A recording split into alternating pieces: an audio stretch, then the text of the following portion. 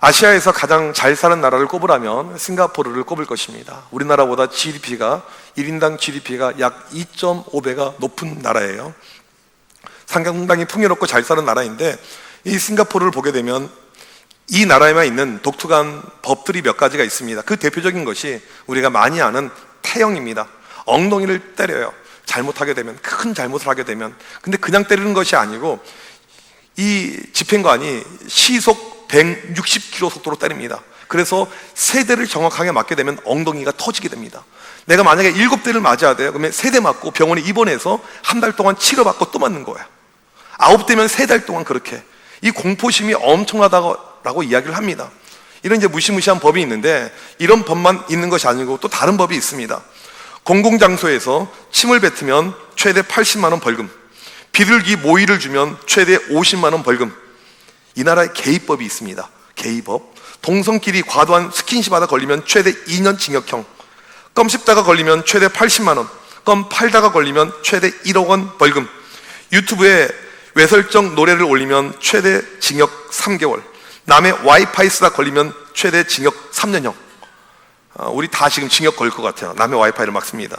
자살 시도를 금지, 자살하다 걸리면 최대 징역 1년형, 10시 30분 이후 공공장소에서 음주 금지, 공중 화장실 사용하고 뒤처리 안 하면 최대 40만 원 벌금형. 이런 것은 좀 필요해 보이네요. 어떤 것은 좀 필요하다고 생각이 들 것이고 어떤 것은 과하다고 생각이 들 것입니다. 그런데 여러분이 만약 싱가포르 국민이라면 싫어도 이 법을 다 지켜야 돼요. 우리가 대한민국 국민으로 살아갈 때 법을 준수해야 됩니다. 헌법을 지켜야 됩니다. 이스라엘 백성들도 마찬가지예요. 그들은 제사장 나라였습니다. 하나님 나라의 백성으로서 하나님께서 만들어 놓은 법이 있는데 그 법을 반드시 지킬 필요가 그들에게 있었다라는 것입니다. 그 법이 어떻게 그들에게 주어졌는가? 오늘 말씀 4절에 잘 나와 있습니다. 4절 같이 읽겠습니다. 시작.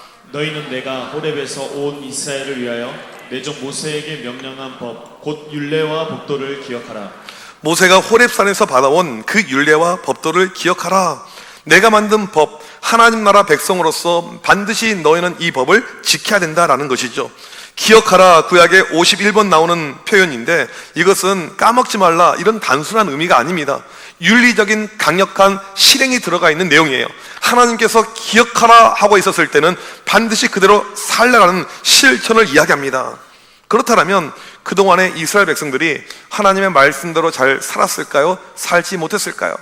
하나님께서 주신 이 법을 지켰을까요? 지키지 않았을까요? 우리가 말라기서를 쭉 살펴보고 있는데 이들이 그동안에 말씀대로 살지 못했던 것이 얼마나 많이 있습니까? 희생 제물을 드릴 때 흠이 있는 것을 드리면 안 되는데 흠이 있는 것을 바쳤습니다. 율법을 어겼습니다. 하나님께서 이방 여인과 결혼하지 말라고 했는데 이방 여인과 결혼했습니다. 그 다음에 또 조강지처를 벌이고 이방 이쁜 여자 쫓아간다고 이혼하며 재혼하는 일이 발생했습니다.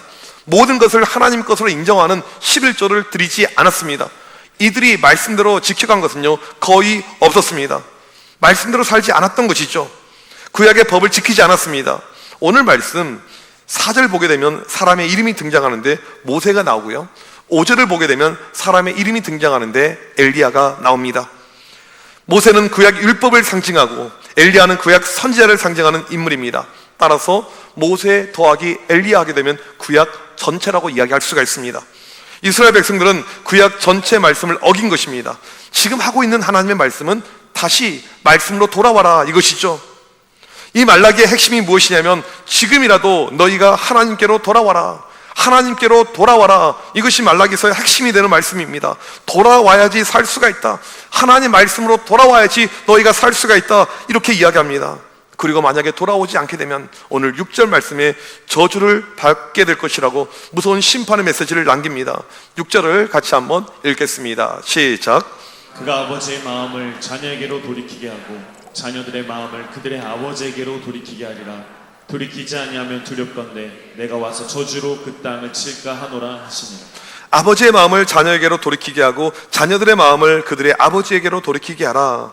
여기서 아버지는 육신의 아버지로 해석도 가능하지만 저는 영적인 아버지, 하나님 아버지로 보는 것이 맞다라고 생각을 합니다. 따라서 지금 너희들 마음을 하나님 아버지에게로 돌이켜라 이것입니다. 그러니까 하나님 아버지의 마음을 가지고 살라라는 것입니다. 그래야지만이 살 수 있다라는 것입니다.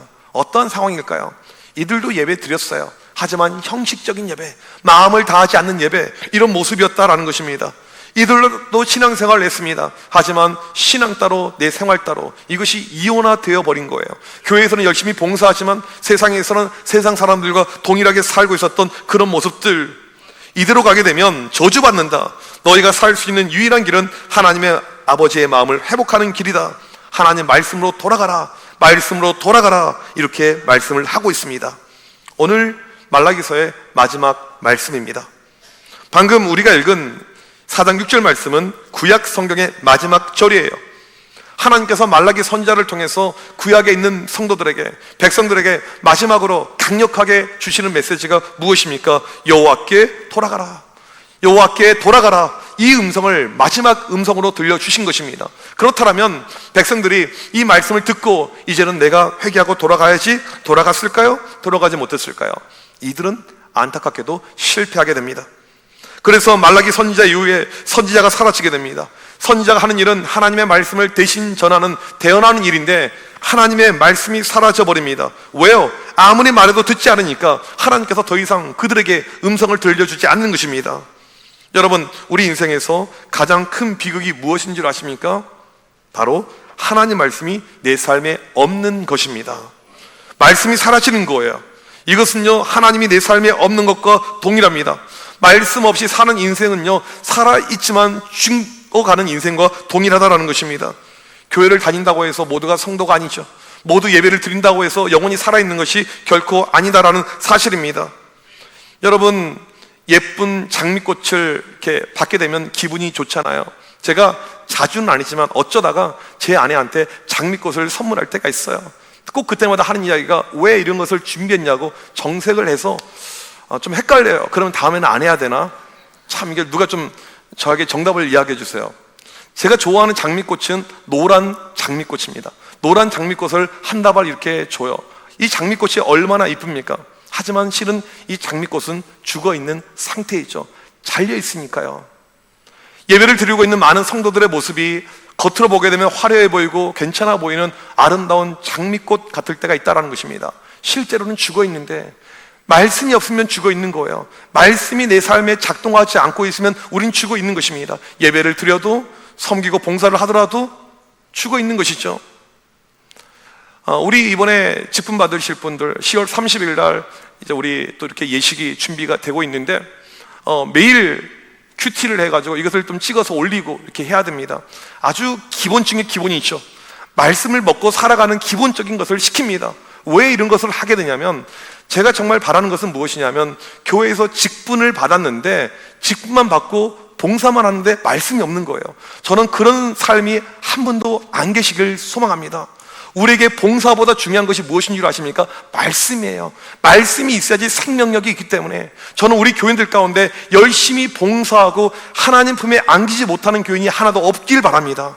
그러기 위해서 우리에게 필요한 것이 무엇입니까? 말씀을 먹고 살아가는 것, 말씀이 우리 가운데 있는 것이죠.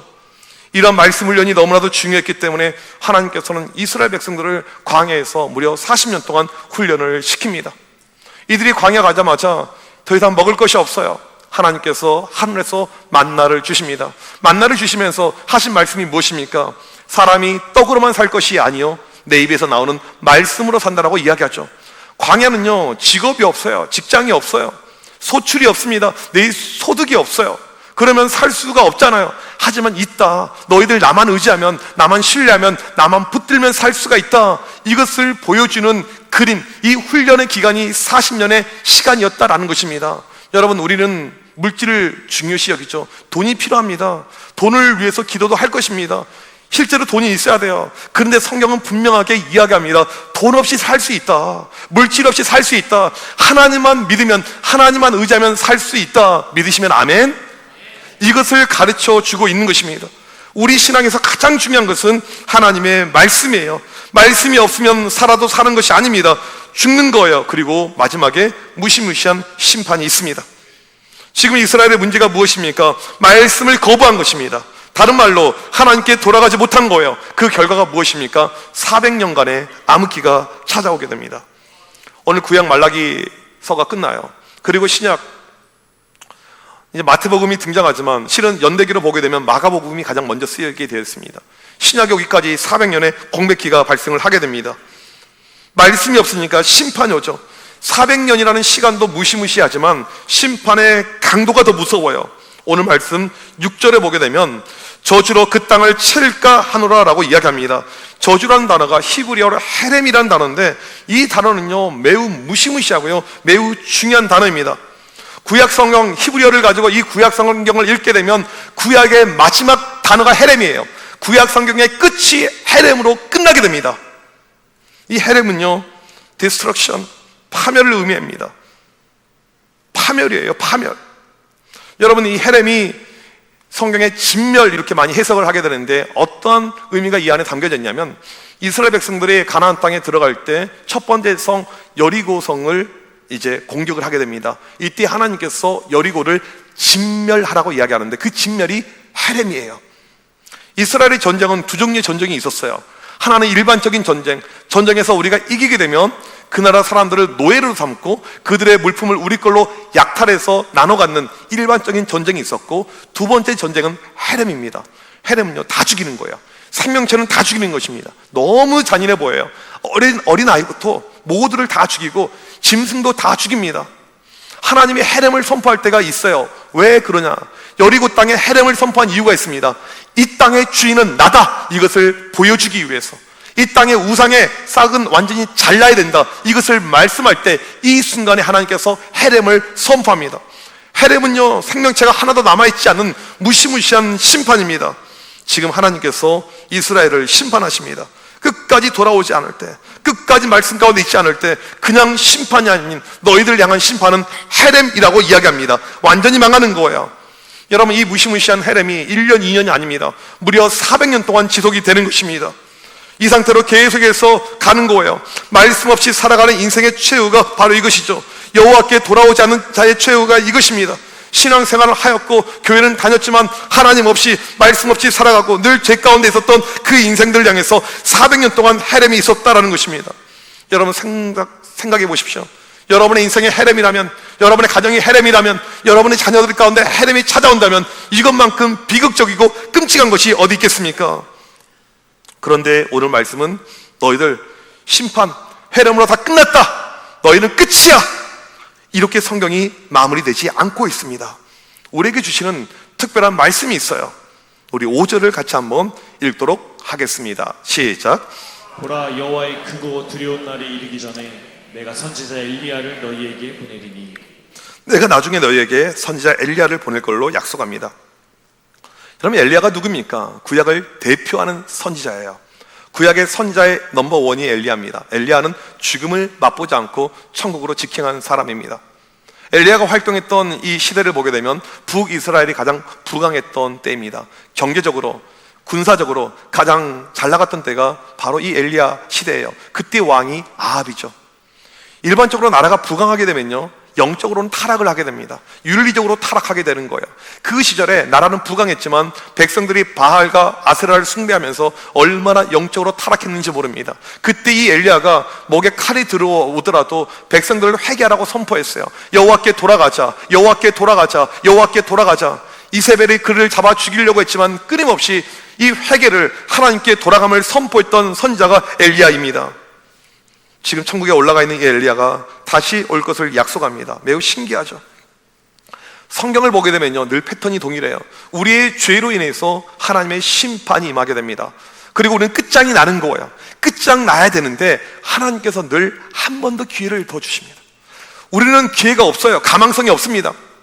그런데 하나님은 꼭 한 번 더 기회를 주세요. 이것을 가리켜서 뭐라고 하냐면 은혜라고 이야기를 합니다. 400년 동안 완전히 망했습니다. 끝났어요. 그런데 400년을 뚫고 은혜가 그들에게 임하게 됩니다. 신약 성경에 보게 되면 드디어 다시 약속한 엘리야가 찾아오죠. 누가복음 1장 17절 말씀 읽어보도록 하겠습니다. 시작. 그가 또 엘리야의 심령과 능력으로 주 앞에 먼저 와서 아버지의 마음을 자식에게 거스르는 자를 의인의 슬기에 돌아오게 하고 주를 위하여 세운 백성을 준비하리라. 누구를 이야기합니까? 세례 요한을 이야기하고 있습니다. 세례 요한이 이제 태어나기 전에 임신된 상태이죠. 이때 천사가 보내서 예언을 합니다. 태어날 아이는 엘리야의 심령과 능력을 가지고 있다.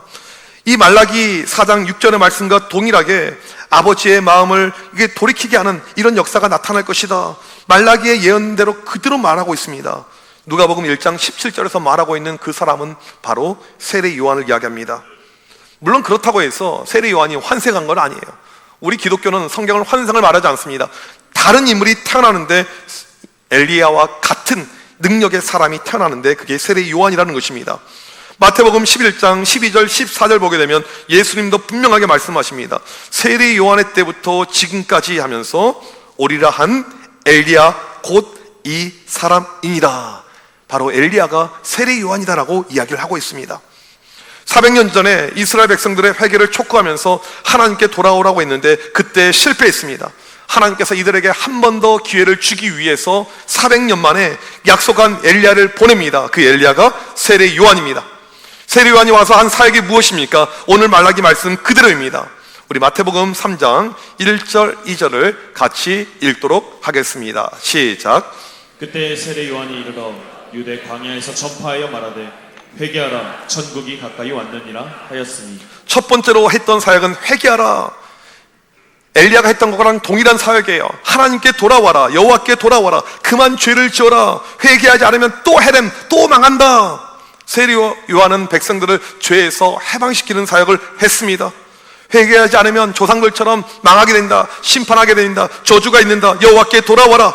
지금 메시아를 보내는데, 예수님을 이 땅에 보내는데 예수 믿고 돌아와라. 이것이 너희가 살 것이다 라고 다시 한번 기회를 주고 있습니다.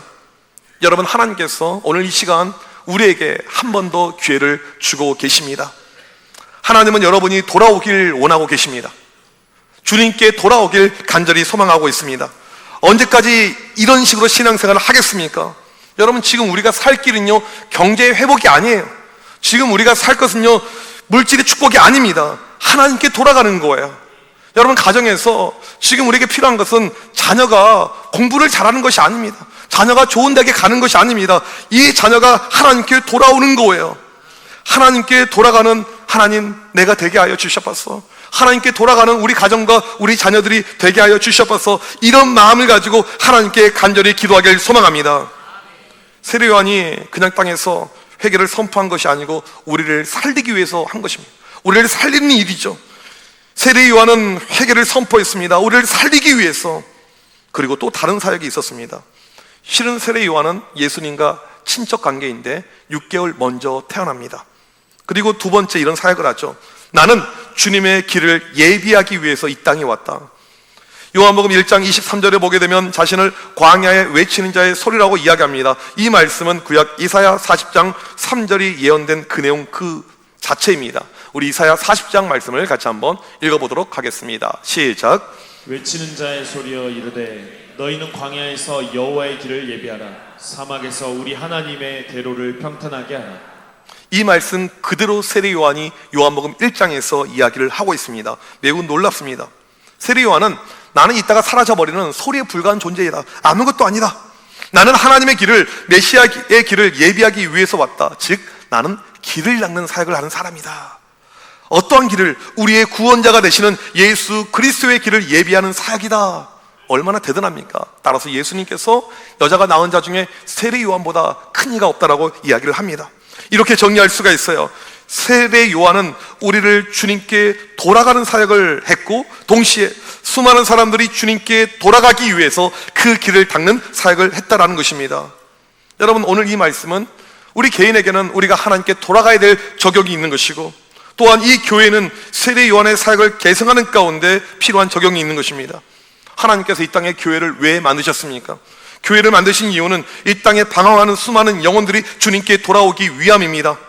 교회는 영혼들이 돌아와야 됩니다. 교회는 영혼들이 돌아오는 장소예요. 세례 요한은 길 닦는 사역을 하였다라는 것입니다. 역사를 보게 되면 강대국들의 특징이 있는데 길을 잘 닦았습니다. 벌써 2000년도 훨씬 전에 로마는요 고속도로를 만들었습니다. 그리스 이런 데 가보게 되면 비아 엥게시아 아직도 유적이 남아있습니다. 도로를 만들었어요. 모든 길은 로마로 통한다. 강대국의 특징이죠. 여러분, 이 미국을 보게 되면 이 66번 이 고속도로를 만들어 가지고 서부를 개척합니다. 그 다음에 대륙 횡단 열차를 만듭니다. 독일 가보게 되면 히틀러는 이미 그 시절에 이 아우토반을 만들었어요. 전쟁을 위해서. 지금은 이 도로로 사용이 되고 있지만 이렇게 길을 만들었습니다. 우리나라 발전할 때 보게 되면 박정희 대통령 때 경부 고속도로가 만들어졌습니다. 길이 뚫리니까 나라가 발전이 되는 것이죠. 지금 우리나라는 전 세계적으로 보게 되면 도로, 철도, 우리나라보다 발전된 나라가 없을 만큼 발전이 되어져 있는 나라입니다. 길을 만들 때 발전이 되는 거예요. 길을 만들 때 열리는 것이죠. 반대로 어떤 나라는요, 성을 쌓는 나라가 있습니다. 성을 쌓여 이러면 폐쇄적으로 가는 것이죠. 성을 쌓게 되면 만리장성, 천리장성, 이게 국력은 있었지만 폐쇄로 가는 것입니다. 발전이 없는 것이죠. 이 땅의 교회도 마찬가지입니다. 길을 만드는 교회가 있고 성을 쌓는 교회가 있습니다. 길을 만드는 교회, 웨이메이커, 길을 계속해서 만드는 교회가 있고 성을 쌓는 교회들. 성을 쌓는 교회는 어떠한 교회일까요? 성은요, 안전해요. 그 성 안에 있으면 모든 것에 대한 부족함이 전혀 없습니다. 이 교회가 건물을 멋있게 만듭니다. 교회 시설을 아주 좋게 확충합니다. 우리끼리 예배드리고 우리끼리 목장 모임할 때 너무너무 좋아요. 재밌어요. 우리끼리 신앙이 너무너무 행복합니다. 거기에서 끝나버린다라면 그 교회는 성을 쌓는 교회이죠. 발전이 없어요. 반드시 쇠퇴로 갑니다. 반드시 무너지게 됩니다. 그러면 교회에 필요한 것이 무엇입니까? 우리 교회에 필요한 것은요, 웨이메이커, 길을 만드는 교회가 돼야 되는 것이죠. 어떠한 길을 우리가 만들어야 될까요? 교회의 존재 목적은 사람들을 주님께 인도하는 거라고 했습니다. 여호와께 돌이키는 것, 돌아오는 것, 여기에 집중하는 교회가 웨이메이커의 교회가 되는 것이죠. 여러분, 요즘에 보게 되면 다음 세대가 완전히 무너져 있습니다. 우리 아이들 성경학교 수련회 이렇게 했는데 제가 솔직히 애들 보게 되면 한 초등학교 고학년 얼굴을 보게 되면 아이고 애 어떡하나, 중학교 되면 교회 안 나올 것 같다. 근데 진짜 안 나와요. 나오면 억지로 나오고. 근데 이게 다 끝난 건 아닙니다. 게임이 끝난 것이 아니에요. 얼마든지 가능성이 있어요. 제가 볼 때 우리 교회의 방향성, 이 주일학교의 방향성은요, 아이들 주님께 돌아오는 것. 프로그램이 중요하지 않아요. 어떤 시스템이 중요하지 않습니다. 주님께 돌아오는 것. 예전에 제가 잘 알던 이 교회는요, 유치부 아이들 성경학교 할 때요, 3일 동안 부흥회를 합니다. 다른 걸 하지 않고 회심 집회, 예수 그리스도를 만나는 것. 아이들에게 아무리 좋은 공간과 시설을 우리가 준다 할지라도 그 아이들이 예수 그리스도를 만나지 못하고 주님께 돌아오지 못하면요, 교회는 실패한 것입니다. 앞으로 우리 교회가 웨이메이커의 일을 할 때 바로 이런 사역을 해야 되는 것이죠. 또 우리에게 필요한 웨이메이커의 일이 무엇이 있겠습니까? 열방을 향해서 수많은 영혼들이 주님께 돌아오게 하는 그 일을 하는 거. 선교사님들 주변에 많이 있는데 만나보게 되면 공통적인 이야기를 합니다. 이제 더 이상 파송 선교사 가운데 30대가 없다라는 거야. 그러니까 이 선교라는 것은 은퇴하고 나중에 가지, 이런 마인드란 거죠. 여러분, 은퇴하고도 하실 수가 있어요. 하지만 이 30대가 열정을 다해서 피를 토하면서 사역을 하는 것과요, 60대가 사역하는 것은요, 이것은 게임이 안 됩니다. 게임이 안 돼요. 20대들은요, 하루에 4시간만 자면서 사역을 할 수가 있어요. 60대 그러면요, 바로 순교예요. 사역의 길이 달라요. 그러면 어떻게 해야 될 것인가? 우리가 직접 하자는 것이죠. 저는 우리 교회가 영혼들을 주님께 인도하는데 귀하게 쓰임받는 교회가 되길 간절히 축복합니다. 우리의 사명이 돼야 되는 것이죠. 올해 우리가 겨울에 태국 치앙마이를 시작으로 해서 이제 제주도 2군데를 다녀왔고, 또 내일 청양에 가게 되고 다음 주에 몽골, 동유럽으로 가게 됩니다. 많은 분들이 이번에 선교에 동참을 하게 돼요. 계속해서 늘려가게 될 것입니다. 저는 우리 교회 많은 분들이 함께 했으면 좋겠어요. 우리 호산나도 가서 다 선교하고, 내년에 우리가 필리핀 또 가게 될 텐데 많은 분들이 함께해서 이 웨이메이커의 사명, 어떻게 하면 주의 복음을 증거할 수 있을까? 여름철이 되면 제가 가지고 있는 소망은 우리 교인들 모두가 선교하는 거예요. 청년들만 하는 것이 아니고, 젊은 사람들만 하는 것이 아니고, 누구든지. 갈렙을 보십시오. 그의 나이 85세 이산지를 내게 주소서 하면서 전진하고 나아갔잖아요. 누구든지 하실 수가 있는 것이죠. 여러분, 이 시대에 하나님이 우리에게 원하는 것은 무엇입니까? 성을 쌓는 교회가 아니고 길을 만드는 교회, 영혼들이 주님께 돌아오는 교회, 주님께 회복하는 교회, 그런 교회를 원하신다라는 것입니다. 오늘 말씀에 그렇게 하지 않을 때 여러분, 마지막 말씀을 꼭 기억해야 됩니다. 헤렘, 저주, 심판이 있을 거라고 말씀하고 있습니다. 오늘 말씀은 분명하게 이야기합니다. 각 개인은 여호와께 돌아가라. 여호와께 돌아갈 때 이것이 살 길이다. 교회는 모두가 여호와께 돌아오기 위해서 길을 만들자. 이것이 교회의 갈 길이다. 여러분, 이런 개인들, 이런 교회가 되길 주님의 이름으로 간절히 축복합니다. 우리 시간 자리에서 일어나셔서 함께 찬양하길 원합니다. 하나님은 오늘도 우리가 하나님께 돌아오길 원합니다.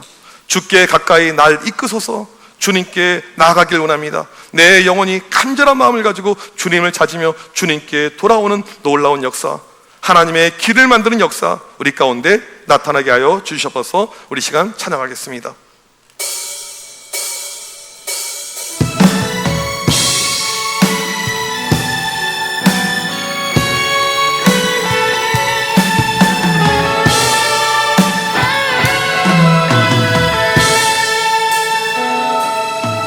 주께 가까이 날 이끄소서.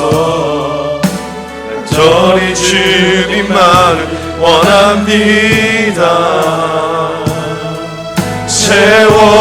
채워주소서. 주의 사랑을 진정한 찬양 드릴 수 있도록 주께 가까이 주께 가까이 날 이끄소서. 간절히 주님만을 원합니다. 채워주소서. 주의 사랑을 진정한 찬양 드릴 수 있도록 목마른 나의 영혼 주를 부르리. 나의 맘 만져 주소서. 주님만을 원합니다. 더 원합니다. 나의 맘 만져 주소서. 주께 가까이 주께 가까이 날 이끄소서. 간절히 주님만을 원합니다. 채워주소서. 주의 사랑을 진정한 찬양 드릴 수 있도록 목마른 나의 영혼 목마른 나의 영혼 주를 부르리. 나의 맘 만져 주소서. 주님 나를 원합니다. 더 원합니다. 나의 맘 만져 주소서. 나의 길 오직 그 가시나니 나의 길 오직 그가 하시나니. 나를 변하신 후에 내가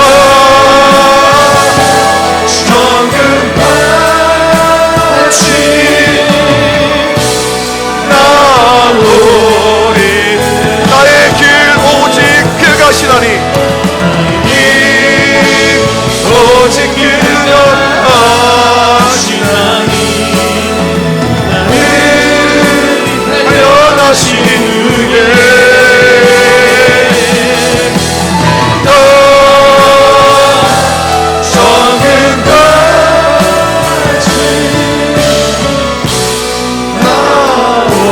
나오리라.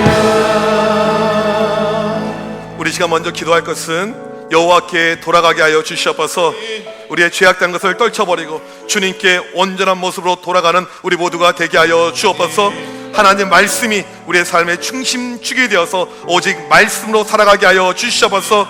하나님 우리 교회가 영혼을 살리는 일에 전념하고 전심할 수 있도록 인도하여 주시옵소서. 세상의 수많은 영혼들이 여호와께 돌아오게 되는 귀한 사역에 집중하는 우리 교회가 될 수 있도록 역사하여 주시옵소서. 우리 시간 주여 한번 외치고 간절히 기도합니다. 주여. 하나님 아버지 이 시간 간절히 기도합니다. 여호와께 돌아오게 하시고 여호와께 돌아오는 놀라운 역사가 나타나게 하여 주옵소서. 간절히 기도합니다. 내 마음을 다해서 뜻을 다해서 간절히 기도합니다. 주여 이 시간을 통해서 여호와 하나님께 돌아오는 회복의 역사가 나타나게 하여 주옵소서. 아직까지 마음의 문이 열리지 않는 심령이 있어요. 여호와 하나님께 돌아오는 돌이킴을 체험하는 구원의 역사가 나타나게 하여 주옵소서. 역사하여 주옵시고 기름 부으시니 사용하여 주시옵소서. 하나님 우리의 삶이 하나님 말씀이 중심되게 하여 주옵소서. 말씀의 삶을 통해 말씀 받은 사랑은 복된 인생 믿음의 인생 주여 모두 될 수 있도록 아버지 역사하여 주시옵시고 주장하여 주시옵소서. 간절히 기도합니다. 우리의 교회를 통해서 길이 만들어지게 하여 주옵소서. 외인의 있고 길을 만드는 사명을 감당하게 하여 주옵소서. 저사보다 귀하고 소상한 그 영혼을 주님께 인도하며 그 영혼들이 주의 자녀가 되는 놀라운 성교적 사명을 감당하게 하여 주시옵소서. 오늘도 복음을 증거하면서 오늘도 복음을 위해서 주여 성교를 위해서 영혼들을 살리고 영혼들을 던지는 주의 일에 앞장서가는 우리 교회가 되게 하여 주옵소서. 하나님 기름 부어 세우는 사용하여 주옵소서. 성교의 역사가 일어나며 기름 부으시기 바랍니다. 하나님 놀라운 은혜 가운데 믿음 가운데 달려나가게 하여 주옵소서. 주가 만드는 그 길을 위해서 거룩하고 믿음의 길을 걸어가시는 복된 일을 되게 하여 주옵소서. 하나님 역사하여 주옵소서. 하나님 일하여 주옵소서. 하나님의 기름 하나님의 막을 외인의 놀라운 주여 우리 아버지 앞에 너무 사모하는 우리가 될 수 있는 주여. 하나님 이 시간 기도할 때 세례 요한의 간절한 외침처럼 우리가 회개하고 하나님께 돌이키는 역사가 나타나게 하여 주셔서 이 자리에 아직도 세상 가운데 있는 분이 있다면 하나님의 세미한 음성을 들여서 다시 한번 하나님께 돌이킴을 받을 수 있는 신앙의 결단이 이루어지게 하여 주셔서 하나님 우리 교회가 수많은 영혼들을 주님께 인도하는 데 쓰임받는 길을 만드는 교회가 되게 하여 주셔서 이 땅의 다음 세대들 선교를 위해서 웨이메이커의 사명을 감당하는 교회 되게 하여 주셔서 지금은 우리 주 예수 그리스도의 크신 은혜와 하나님 아버지의 무한하신 사랑하심과 성령님의 위로 교통하심이 주님께 돌아오며 웨이메이커의 사명을 감당하길 원하는 주의 모든 백성들 머리머리 위에 지금부터 영원토록 함께 있을지어다. 아멘.